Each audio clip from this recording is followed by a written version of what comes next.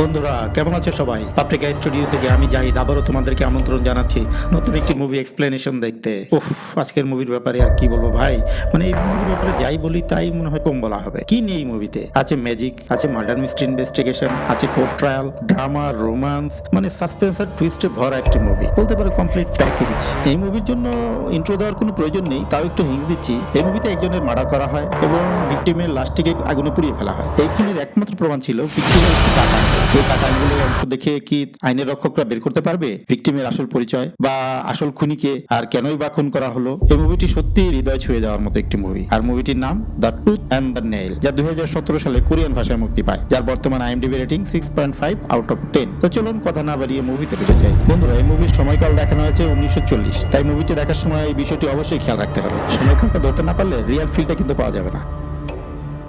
Movie শুরুতে আমরা দেখতে পাই এক ভদ্রলোক মাথায় ইংলিশ ক্যাপ পরে একটি বাড়ির সামনে দাঁড়িয়ে আছে। ঘরের চাবিটি তার কাছে ছিল, সে দরজার চাবি খুলে ভিতরে প্রবেশ করে। এখানে বলা আবশ্যক যে তার হাতে একটি বড় ব্যাগ ছিল। এই সময় এক অজ্ঞাত ব্যক্তি ঘরের মধ্যে প্রবেশ করে এবং সেই ব্যক্তির মাথায় বন্দুক তাক করে ধরে। একটু পর একটি বুলেট ফায়ারিং এর শব্দ এবং সিন কাট। কিছুক্ষণ পর কেউ একজন পুলিশকে খবর দেয় এবং ঘটনাস্থলে এসে পুলিশ প্রবেশ করে। পুলিশ ঘটনাস্থলে এসে দেখতে পায় ফ্লোরের মধ্যে অনেক রক্ত পড়ে আছে আর একজন ব্যক্তির কাটা একটি আঙ্গুল পড়ে আছে, এবং তারা আরো দেখতে পায় সেখানে একটি লাশকে তখন আগুনে পোড়ানো হচ্ছিল। এই সময় রুমের মধ্যে একজন অজ্ঞাত ব্যক্তি প্রবেশ করে, যার এক হাতে একটি বন্দুক ছিল এবং অপর হাতে ছিল একটি ছুরি। এই নিশ্চয়ই খুনি, এটা ভেবে পুলিশ তাকে অ্যারেস্ট করে। এরপরে দৃশ্যটি চলে আসে সোজা কোর্টরুমে। সেখানে আমরা দেখতে পাই একজন উকিল বিচারকদেরকে এই মামলাটির ব্যাপারে অবগত করছিল। তিনি বলেন, আসামির কাঠগড়ায় যে ব্যক্তি দাঁড়িয়ে আছে তার নাম হচ্ছে দিজেন, যে কিনা চৈ নামের এক ব্যক্তিকে খুন করেছে এবং তার লাশটি আগুনে পুড়িয়ে ফেলেছে। এই খুনের প্রমাণ হিসেবে আমাদের কাছে শুধু একটি ভিকটিমের কাটা আঙ্গুলি রয়েছে। এরপর সে আদালতকে সেই কাটা আঙ্গুলটি দেখায়। এরপরে দৃশ্যটি পাস্টে চলে আসে এবং আমাদেরকে জুং নামের একটি মেয়েকে দেখানো হয়, যেখানে একটি রেস্টুরেন্টের মধ্যে প্রবেশ করে।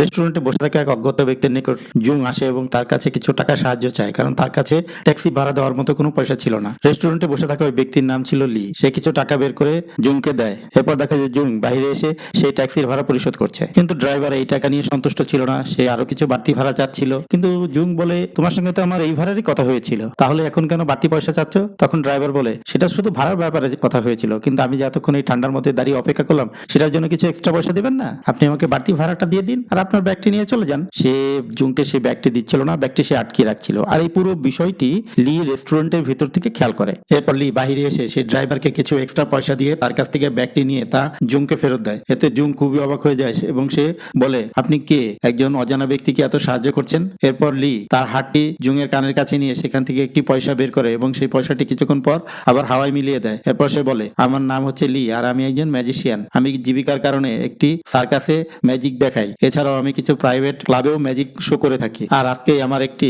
লম্বা সময়ের জন্য পারফরমেন্স আছে, যেখানে আমার একজন সহকারী প্রয়োজন। আপনি কি আমার সহকারী হিসাবে একটু সাহায্য করতে পারেন? এই সময় জুং তার নিজের পরিচয় দেয় এবং তাকে সাহায্য করার জন্য রাজি হয়ে যায়। পরের দৃশ্যে আমরা দেখতে পাই লি একটি থিয়েটার হলে তার ম্যাজিক পারফরমেন্স দেখাচ্ছে, আর জুংকে দেখা যায় সে দর্শক সারিতে বসে আছে। এই সময় লি বলে, আপনাদের মধ্যে থেকে কেউ কি আছেন যে আমাকে বন্দুক দিয়ে একটি গুলি মারতে পারেন? আমি আমার মুখ দিয়ে সেই গুলিটি ধরবো। এই যে ম্যাডাম, আপনি কি আসবেন আমাকে গুলি মারার জন্য? আপনার মতো সুন্দরীর হাতে গুলি খেতে আমার ভালোই লাগবে। এটা বলে সে আসলে জুংকেই ডেকে নিচ্ছিল। জুং এর ম্যাজিকের ব্যাপারে পূর্ব কোনো ধারণা ছিল না, এই কারণে সে কিছুটা ঘাবড়ে যায়। এই সময় দেখা যায় লি তার হাতে একটি বন্দুক ধরিয়ে দিয়ে অপর প্রান্তে যেয়ে দাঁড়ায় এবং তাকে গুলি করতে বলে। যেহেতু জুং আগে কখনো বন্দুক ব্যবহার করেনি, তাই সে প্রথমে কয়েকবার চেষ্টা করেও সেটা দিয়ে গান ফায়ার করতে পারে না। এর মধ্যে হঠাৎ করে একটি গান ফায়ার হয়ে যায় এবং বুলেটটি গ্লাস ভেঙে তার লিয়ের গায়ে এসে লাগে। এই দৃশ্য দেখে অডিয়েন্সরা খুবই ভয় পেয়ে যায়। এবার লি দর্শকদেরকে অবাক করে দিয়ে উঠে দাঁড়ায় এবং মুখ থেকে একটি গুলি বের করে তা দর্শকদের দেখায় এবং বলে, দেখুন আমি গুলিটি মুখ দিয়ে ধরে ফেলেছি। এবং উপস্থিত সকল দর্শকরাই লিয়ের ম্যাজিক দেখে খুবই প্রশংসা করতে থাকে। পারফরমেন্স শেষ করে লি আর জুং বাহিরে চলে আসে। তখন জুং তাকে জিজ্ঞাসা করে, আচ্ছা তুমি কিভাবে সঠিক সময়ে গুলিটি তোমার মুখে ধরে ফেললে? এরপর দেখা যায় লি তার হালকা দাড়ি গোঁফগুলো খুলে ফেলছে। আসলে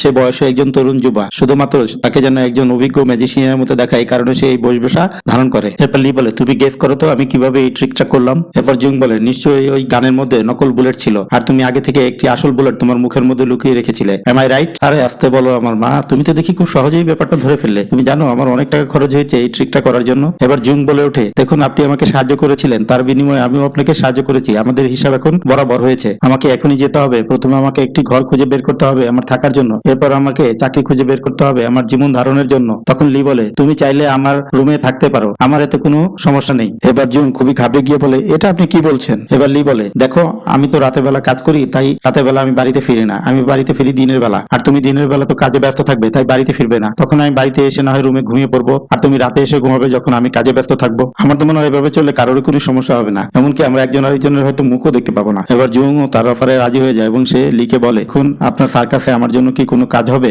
এরপর দেখা যায় লি জুংকে তাদের সার্কাস কোম্পানির মালিকের কাছে নিয়ে আসে এবং বলে, দেখুন স্যার, এই মেয়েকে আমরা আমাদের সার্কাসের রান্নার কাজে ব্যবহার করতে পারি। কিন্তু সার্কাস কোম্পানির মালিক জুংকে খুব ভালো করে কিছুক্ষণ পর্যবেক্ষণ করার পর বলে, না, একে দিয়ে রান্না বাড়ার কাজ করানোর দরকার নেই, আমরা আমাদের ডান্সের জন্য এই মেয়েকে নিব। এরপর জুংকে দেখা যায় নাচের প্রশিক্ষণ নিচ্ছে। তাদের রিহার্সেল দেখে মনে হচ্ছিল এরপর থেকে তারা দুজন একসঙ্গেই সার্কাসে পারফর্ম করবে। রিহার্সেল শেষে বাড়ি ফেরার পথে লি জুনকে বলে, দেখো, আমরা সার্কাসে ক্লোনের কাজ করতে পারি। ক্লোনের কাজ খুবই ডিফিকাল্ট, কিন্তু সবাইকে আমরা হাসাতে পারি এবং এটা খুবই জনপ্রিয়। আর তাছাড়া ক্লোনের কাজ শেষে তুমি যদি একবার মেকআপ চেঞ্জ করে বাইরে আসো, তোমাকে কেউ চিনতে পারবে না। তখন জুং বলে, ওসব ছাড়ো, আগে বলো তুমি কিভাবে সার্কাসে কাজ করতে এলে? তখন লি বলে, আমি আসিনি, আমাকে এখানে জোর করে পাঠানো হয়েছে। আসলে বাবা মার মৃত্যুর পর আমি এক আত্মীয়ের বাসায় মানুষ হয়েছি, তারা আমাকে এই সার্কাসে বিক্রি করে দিয়ে যায়। এই কথা শুনে জুং এর লি এর জন্য কিছুটা কষ্ট লাগে। পরের দিনে সার্কাসের পোস্টারের জন্য লি আর জুং এর ছবি তোলা হয়। চূড়ান্ত পারফরমেন্সের দিন দেখা যাচ্ছে জুং ডান্স করছে আর তার পাশাপাশি লি ম্যাজিক শো দেখাচ্ছে এবং এটা খুবই জনপ্রিয় হয়ে ওঠে। কিছুদিনের মধ্যেই দেখা যায় তাদের এই পারফরমেন্স দর্শক নন্দিত হয় এবং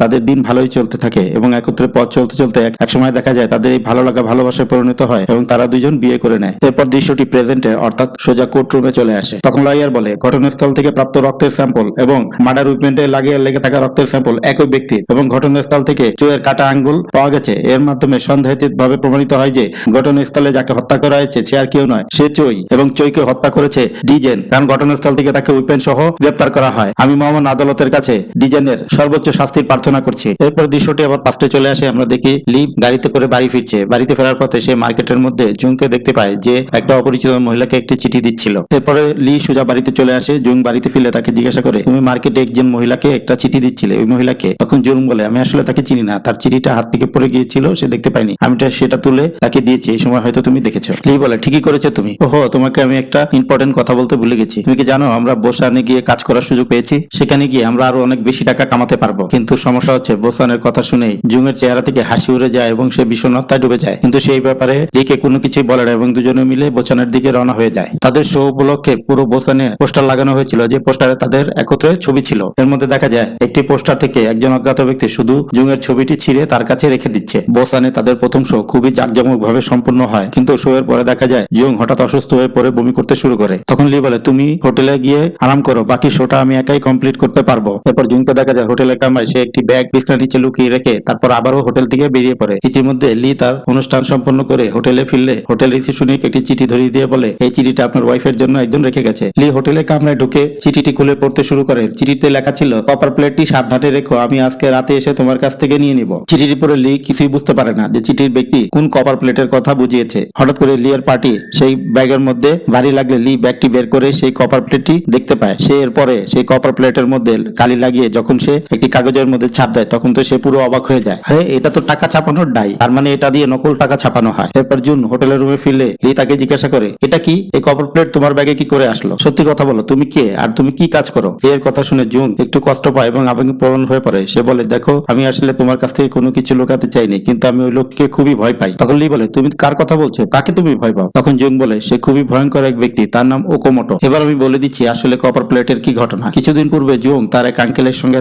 তার আঙ্কেল কপারে বিভিন্ন রকম জিনিসপত্র তৈরি করতো। এর মধ্যে একদিন ওকোমোটো নামের এক ব্যক্তি তার আঙ্কেলের ফ্যাক্টরিতে আসে এবং তাকে একটি ব্ল্যাঙ্ক চেক দিয়ে যায় এবং যাওয়ার সময় বলে যায় কাজটা ঠিক মতো হওয়া চাই, কিন্তু জুং বুঝতে পারে না সে কোন কাজের কথা বলছে। এরপর সে তার আঙ্কেলকেও জিজ্ঞাসা করে, কিন্তু তার আঙ্কেল সঠিকভাবে কোনো কিছুই তাকে বলে না। ওই রাতে তার আঙ্কেলের খুন হয় এবং সে ওই দিন ওকোমোটোকে দেখতে পায় এবং সে বুঝতে পারে সেই তার আঙ্কেলকে খুন করেছে। বন্ধুরা, 40 দশকে কোরিয়া জাপানের অধীনস্থ ছিল, অর্থাৎ তখন জাপানের উপনিবেশিক চলছিল। এই সময় দেখা যায় খুনের ইনভেস্টিগেশন করার জন্য একজন জাপানি ডিটেকটিভ জুনের নিকট আসে, কিন্তু সেই ডিটেকটিভের খুনের তদন্তের চেয়ে সেই ডায়ের ব্যাপারে বেশি আগ্রহ ছিল। সে জুনকে বলে, দেখো, ওকোমোটো ওই ডায়ের জন্যই তোমার আঙ্কেলকে খুন করেছে, তুমি কি জানো তোমার আঙ্কেল সেই ডাইটা কোথায় লুকিয়ে রেখে গেছে? কিন্তু জুন তো জানতোই না এই কপার প্লেট আসলে কি জিনিস। কিছুদিন পর জুন তার উঠান করতে গিয়ে সেই কপার প্লেটটি খুঁজে পায়। এরপর সে বুঝতে পারে এই কপার প্লেটটি দিয়ে নকল টাকা ছাপানো হয় এবং এটা দিয়ে এতটাই অ্যাকুরেট নকল টাকা ছাপানো যায় যে বোঝা যায় না যেটা আসল না নকল। এবার জুন বুঝতে পারে আসলে এই কপার প্লেটের জন্যই সেই ডিটেকটিভ এবং ওকোমোটো এখানে এসেছিল এবং তারা আবারও এখানে আসবে। আর এই কারণে জুন বোসান ছেড়ে অন্য শহরে চলে আসে এবং সেই শহরে এসে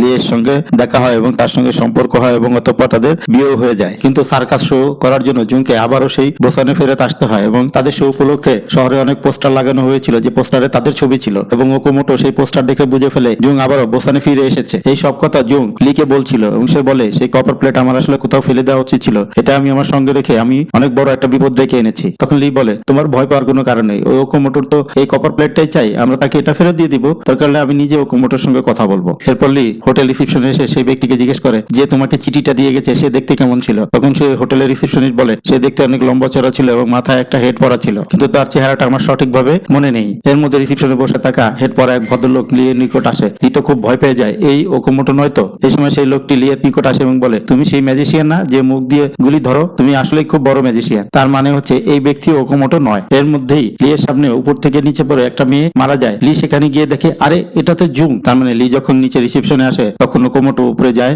এবং জুং এর কাছ থেকে সেই কপার প্লেটটি নিয়ে জুংকে নিচে ফেলে দিয়ে মেরে ফেলে। এরপর আমাদের লিকে দেখানো হয় আচানক এমন একটা দুর্ঘটনা ঘটার কারণে সে ঘরের মধ্যে চলে যায়। এই ঘটনা কয়েক মাস পরে আমরা দেখি লি একটি ট্রেনে সফর করছিল। এই সময় তার অপোজিটে বসে থাকা এক ভদ্রলোক একটি পত্রিকা পড়তে থাকে। সেই পত্রিকায় লেখা ছিল কোরিয়াতে খুব দ্রুত গতিতে নকল টাকা ছড়িয়ে পড়ছে এবং এই নকল টাকা সেই কপার প্লেটের মাধ্যমে ছাপানো হয় এবং এটা এতটাই পারফেক্ট হয় যে কোনটা আসল এবং কোনটা নকল টাকা তা কোনোভাবেই ধরা যায় না। এই নকল টাকা ধরার একটি উপায় আছে, যখন আসল টাকা আগুনে পোড়ানো হবে তখন সেটা সাধারণ কাগজের মতোই পড়ে যাবে, কিন্তু যখন নকল টাকা আগুনে পোড়ানো হবে তখন সেটা দিয়ে হলুদ রঙের আলো বের হবে। এর মানে হচ্ছে জুংয়ের কাছে থাকা সেই কপার প্লেটটি ওকোমোটো নিয়ে গেছে এবং সে সেটা দিয়ে নকল টাকা ছাপিয়ে এটা বাজারে সয়লাভ করে দিচ্ছে। খবরটি পড়ে লি খুবই উত্তেজিত হয়ে পড়ে, কারণ জুংকে যখন হত্যা করা হয়েছিল তখন সে প্রেগনেন্ট ছিল। এই কারণেই জুং সেই দিন শোয়ের পরে বমি করছিল। এইবার লি প্রতিজ্ঞা করে সে জুংয়ের হত্যার প্রতিশোধ নিয়েই ছাড়বে। কিন্তু সমস্যা হচ্ছে লি তো জানতোই না ওকোমোটো দেখতে কেমন ছিল, কিন্তু তার হঠাৎ করে মনে পড়ে জুং তো তাকে একজন জাপানি ডিটেকটিভের ব্যাপারে বলেছিল। এরপর সে সেই ডিটেকটিভের অফিস খুঁজে বের করে এবং একটি বন্দুক নিয়ে সেই অফিসে প্রবেশ করে এবং গান পয়েন্টে নিয়ে সেই ডিটেকটিভকে জিজ্ঞাসা করে তাড়াতাড়ি বলো সেই ওকোমোটো এখন কোথায়। কিন্তু এই সময় সেই ডিটেকটিভের একজন লোক তাকে পিছন দিক থেকে ধরে ফেলে এবং তাকে হাত পা বেঁধে একটি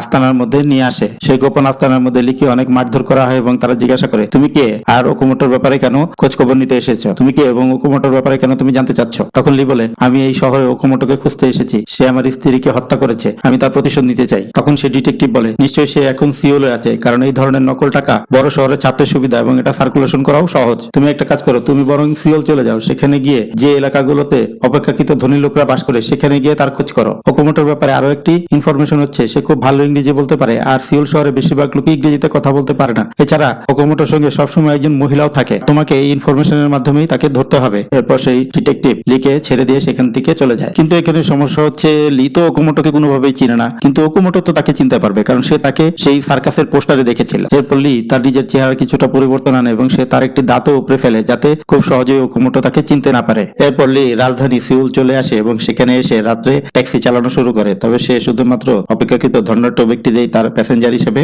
গাড়িতে তুলতো। এছাড়াও সে আরো একটি কৌশল করে, সে তার গাড়ির ব্যাক সিটের নিচে কার্পেটের মধ্যে কিছু ইংরেজি শব্দ লিখে রাখে। এরপর কোনো প্যাসেঞ্জার তার গাড়িতে উঠলেই সে তাদেরকে কথার ছলে সেই শব্দগুলো পড়তে বলে এবং যদি সেই প্যাসেঞ্জার সেই শব্দগুলো পড়তে না পারে তাহলে সে মোটামুটি ধরেই নেয় এটা ওকোমোটো নয়, কারণ তার জানা ছিল যে ওকোমোটো খুব ভালো ইংরেজি বলতে ও পড়তে পারতো। এরপর যদি কোনো কাস্টমার দেখা যেত সেই ইংরেজিটি পড়তে পারছে তাহলে সে ভাড়া বাবদ যে অর্থটা দিত তা সে আগুন দিয়ে পুড়িয়ে দেখতো, যদি সেটা থেকে হলুদ রং বের হয় তাহলে সে ধরে নিত মোটামুটি এটাই ওকোমোটো। আসলে এটা ধারণা করা কঠিন যে এটা ওকোমোটো, শুধুমাত্র একটু আন্দাজ করা যেতে পারে। এভাবে অনেক প্যাসেঞ্জার পরীক্ষা করতে করতে অনেকটা সময় পার হয়ে যায়। এর মধ্যে একদিন দেখা যায় একজন ধনাঢ্য জাপানি প্যাসেঞ্জার তার ট্যাক্সি ক্যাবে এসে ওঠে। সেই প্যাসেঞ্জার তাকে একটি ক্লাবে ছেড়ে দিতে বলে। এরপর পরীক্ষা করলে দেখা যায় সে কার্পেটের লেখা সেই ইংরেজিগুলো সঠিকভাবে পড়ছে। এরপর প্যাসেঞ্জার ভাড়া দিয়ে ক্লাবের ভিতরে চলে গেলে সে খুব দ্রুত সেই টাকাটি আগুন দিয়ে জ্বালিয়ে দেয় এবং দেখা যায় সেই টাকার নোট থেকে হলুদ রঙের আলো বের হচ্ছে। তার মানে এই ব্যক্তি ওকোমোটো হওয়ার খুব উচ্চ সম্ভাবনা রয়েছে। কিন্তু এটা তো হতে পারে এই লোক কোনো নির্দোষ ব্যক্তি, কোনোভাবে হয়তো এই জাল নোট তার কাছে চলে এসেছে, কারণ ওই সময় এই জাল নোটের প্রচুর সার্কুলেশন ছিল। এই ব্যক্তি ওকোমোটো কিনা এই বিষয়টি নিশ্চিত হওয়ার জন্য সে ক্লাবের ভিতর প্রবেশ করে এবং ওই ভদ্রলোককে ফলো করতে থাকে। এই সময় দেখা যায় একটি মেয়ে এসে তার সঙ্গে কথা বলছে। এই সময় তার সেই জাপানি ডিটেকটিভের কথা মনে পড়ে যে বলেছিল যে ওকোমোটোর সঙ্গে সবসময় একটি মেয়ে থাকে। ওকোমোটোর সাথে থাকা সেই মেয়েটিকে দেখে লি চিনতে পারে যে একদিন সে মার্কেটে এই মেয়েটিকে জুং এর সঙ্গে দেখেছিল যখন জুং তাকে একটি চিঠি দিচ্ছিল। সবকিছু বিবেচনা করে এইবার লি নিশ্চিত হয়ে যায় এই ব্যক্তি হচ্ছে সেই ওকোমোটো। এরপর সে বাইরে এসে ট্যাক্সিতে বসে ওকোমোটোর জন্য অপেক্ষা করতে থাকে। ওকোমোটো এবং তার সঙ্গে থাকা মেয়েটি ক্লাব থেকে বেরিয়ে আসলে লি তার সঙ্গে থাকা বন্দুকটা দিয়ে তাকে গুলি করে মেরে ফেলতে চায়, কিন্তু তৎক্ষণাৎ সে চিন্তা করে জুংকে যে কষ্টদায়ক মৃত্যু দিয়েছে তাকে সে এত সহজে হত্যা করবে না, বরঞ্চ তাকে এমন মত দিবে জানে সেটা তার কাছে অনেক কষ্টদায়ক হয়ে থাকে। এই কথা ভেবে সে তার গাড়িতে ফেরত আসে এবং ওকোমোটোকে আবার তার জায়গা মতো ছেড়ে দেয়। এমনকি লি ওকোমোটোকে তার বাড়িতে পৌঁছে দেওয়ার ছলে তার বাসার ঠিকানাটিও জেনে নেয়। পরের দিন সকালে দেখা যায় লি সেই বাসায় এসে উপস্থিত হয়েছে। এরপর লি বলে আপনি গতকাল আমার গাড়িতে যখন বাসায় এসেছিলেন তখন আপনি আমাকে কথা দিয়েছিলেন আপনি আপনার ড্রাইভারের হিসেবে আমাকে নিয়োগ দিবেন, এই কারণে আমি আমার জবটাও ছেড়ে দিয়েছি। দয়া করে স্যার আপনি আপনার ড্রাইভার হিসেবে আমাকে রাখুন, নাহলে আমি একদম বরবাদ হয়ে যাবো স্যার। এইভাবে লি তাকে কনভিন্স করার চেষ্টা করতে থাকে খুব সুন্দর অভিনয়ের মাধ্যমে। কিন্তু ওকুমোটো বলে, আমি হয়তো সেই সময় নেশার ঘরে ছিলাম, এই কারণে উল্টাপাল্টা কোনো ওয়াদা করে ফেলেছি। তুমি বিষয়টাকে সিরিয়াসলি নিও না, বরঞ্চ অন্য কোথাও চাকরি খুঁজতে থাকো। তখন লি ওকুমোটোর পা ধরে কান্নাকাটি শুরু করে এবং বলে, স্যার আপনার আবল তাবল কথায় আমার কাছে অ্যাপয়েন্টমেন্ট লেটার, প্লিজ আমাকে চাকরিতে রেখে দিন। এভাবে চলতে থাকলে এক সময় দেখা যায় ওকুমোটো তার কথায় কনভিন্স হয়ে তাকে চাকরিতে রেখে দেয়। অর্থাৎ লি এর সাজানো চাল এখানে কাজে লেগে যায়। পরদিন লি কাজে জয়েন করে বলে, আরে স্যার আপনি তো আপনার নামই এখনো বললেন না। তখন ওকুমোটো তার নাম বলে ডিজেন। আসলে ডিজেন হচ্ছে তার আসল নাম, আর ওকুমোটো হচ্ছে তার ডাক নাম। আর এই নামটিতে খুব অল্প সংখ্যক লোকই তাকে ডাকতো। শুধু ওকুমোটো নয়, লিও তার পরিচয় গোপন করেছিল। সে তার নাম বলেছিল চই। চই আসলে তার আসল নাম ছিল, তার ডাক নাম ছিল লি। এই লি নামে সে সার্কাসে পরিচিতি লাভ করেছিল। এরপর দেখা যায় লি সার্বক্ষণিক ওকুমোটোর সফর সঙ্গী হয়ে তারকে পর্যবেক্ষণ করতে থাকে এবং তার উপর নজরদারি করতে থাকে। আরো মজার বিষয় হচ্ছে, লিকে থাকার জন্য ঠিক ওকুমোটোর উপরের কামরাটি দেওয়া হয়, আর এই বাড়িটি ছিল একটি কাঠের তৈরি বাড়ি। লিকে দেখা যায় সেই কাঠের ফ্লোরের বিভিন্ন জায়গায় ছিদ্র করে সেখান দিয়ে ওকুমোটোর উপর নজর রাখতে থাকে। সে সার্বক্ষণিক কি কাজ করে না করে এগুলো দেখতে থাকে। লি ওকুমোটোকে নজরদারি করে বুঝতে পারে সে তার ছাপানো নকল টাকাগুলো ক্লাবে গিয়ে জুয়া খেলার কাজে ব্যবহার করে, এবং কি সে বিভিন্ন রকম যে ডিলিংস করে সেখানেও সেই নকল টাকা সে। এছাড়া ওকুমোটোর সঙ্গে থাকে সেই মহিলাটিও ওকুমোটোর সকল অপকর্মের সঙ্গী হিসাবে সার্বক্ষণিক তার সঙ্গে কাজ করে থাকে, এবং তার নাম হচ্ছে কিম। লি আরো জানতে পারে যে ওকুমোটো নিজে এই টাকা প্রিন্ট করে না, সে একটি প্রিন্টিং প্রেস থেকে এই টাকাগুলো ছাপিয়ে নেয় এবং প্রিন্টিং প্রেসের মালিক টাকাগুলো চেপে তাকে একটি ব্রিফকেসে ভরে দিয়ে দেয়, এবং সেই টাকা ছাপানোর জন্য খরচ বাবদ তাকে 25% সেই নকল টাকা প্রদান করা হয়। ওকুমোটো অন্য সময়ের মতো আজকেও দেখা যায় সে ব্রিফকেস ভর্তি টাকা নিয়ে যাওয়ার সময় সেই প্রেস মালিককে তার ভাগের 25% তার দিকে ছুড়ে মারে। কিন্তু সেই প্রেস মালিক বলে, আমি আর 25% এই কাজ করতে পারবো না, আমাকে এখন থেকে 50% দিতে হবে, কারণ আমি খুবই রিস্ক নিয়ে এই কাজ করে থাকি। আমার প্রেসে সব স্টাফরা যখন কাজ শেষ করে চলে যায় তখন আমি খুব লুকিয়ে এই কাজ নিজে করে থাকি। যেহেতু আমি নিজে এই টাকা প্রিন্ট করে থাকি, তাই কখনো ধরা খেয়ে গেলে আমি একবারে ফেসে যাব। এই কারণে আমি আর 25% কাজ করতে ইচ্ছুক নই। এছাড়া আপনি যদি আমার প্রস্তাবে রাজি না হন তাহলে আমি সবকিছু পুলিশকে বলে দেব। কিন্তু ওকুমোটো তার ধমকিতে ভয় না পেয়ে সোজা বাড়িতে চলে আসে। ওকুমোটো বাড়িতে আসলে তার বাড়ির কাজের মেয়ে তার কাছে আসে আর বলে, ওকুমোটো নামের এক ভদ্রলোক এসেছিল, সে বলল আমার নামটি তোমার মালিককে বলো, তাহলে তুমি বুঝতে পারবে তোমার মালিকের আসল পরিচয় কি। এবার ওকুমোটো খুবই ভয় পেয়ে যায়, কারণ তার আসল নাম হচ্ছে ডোজেন, আর এই নামেই তাকে সবাই চিনত। ওকুমোটো নামে কেউ একজন আছে এটা সবাই জানতো, কিন্তু সেই যে ওকুমোটো এই বিষয়টি কারো জানা ছিল না। যেহেতু কেউ একজন ফোন করে এই নামটি বলেছে, তার মানে আমি যে ওকুমোটো এই বিষয়টি কেউ একজন জেনে গেছে। এরপর ওকুমোটো সোজা কিমের নিকট চলে আসে এবং তাকে বলে, দেখো কেউ একজন জেনে গেছে আমি ওকুমোটো, তাই এখানে থাকা আর আমাদের জন্য নিরাপদ নয়। তুমি একটা কাজ করো, তুমি বরং সেই প্রিন্টিং প্রেসের মালিকের নিকট যাও এবং তার কাছ থেকে সেই কপার প্লেটটি নিয়ে এসো। ওই কপার প্লেটটি হাতে এলেই আমরা খুব দ্রুত এই সিউল ছেড়ে চলে যাব। কিন্তু কিম বলে, আমি এখান থেকে কেন যাব? তাছাড়া আমি সেই প্রিন্টিং প্রেস মালিকের নিকট থেকে কপার প্লেটটিও আনতে পারবো না, তুমি নিজে গিয়ে কেন সেটা আনছো না? তখন ওকুমোটো বলে, দেখো আমার নাম ওকুমোটো এবং আমি এই নামে যে ইলিগাল কাজ করি এটি একমাত্র তুমি জানো, এমনকি সেই প্রিন্টিং প্রেস ওয়ালাও আমার এই নামটি জানে না। তখন কিম বলে, কি তুমি আমাকে সন্দেহ করছো? তার মানে তুমি কি বলতে চাও যে আমি তাকে তোমার পরিচয় দিয়েছি? দেখো আমি যদি তোমার সিক্রেসি প্রকাশ করতে চাইতাম তাহলে অনেক আগে করতে পারতাম। তুমি বিশ্বাস করো আমি কোনো কিছুই করিনি, বরঞ্চ তুমি আমাকে সন্দেহ করা ছেড়ে দিয়ে তোমার বুদ্ধিকে কাজে লাগাও। তুমি দেখো খুব রিসেন্টলি তোমার জীবনে নতুন কে এসেছে, মানে তোমার জীবনে নতুন কেউ এসেছে যে কিনা সার্বক্ষণিক তোমার উপর নজর রাখছে। এইবার ওকুমোটো পুরো চমকে যায় এবং সে কিছু একটা আন্দাজ করতে পেরে গ্লাস দিয়ে নিচে লিকে দেখতে থাকে এবং সে খেয়াল করে লিও মাঝে মধ্যে তার দিকে তাকাচ্ছে। ওকুমোটো লিয়ের উপর সন্দেহ জাগে এবং সে লিকে একটি কাজ দিয়ে বাইরে পাঠিয়ে দিয়ে তার কক্ষটি তল্লাশি করতে থাকে, কিন্তু সন্দেহ করার মতো সে কিছুই খুঁজে পায় না। কিন্তু তল্লাশি করার সময় ওকুমোটোর হাত লেগে একটি পানির গ্লাস নিচে পড়ে যায় এবং ফ্লোরে সেই পানি পড়ে যায়। নিচে এসে ওকুমোটো সেই ড্রাইভারের কাগজপত্রগুলো পর্যবেক্ষণ করে দেখতে থাকে যেখানে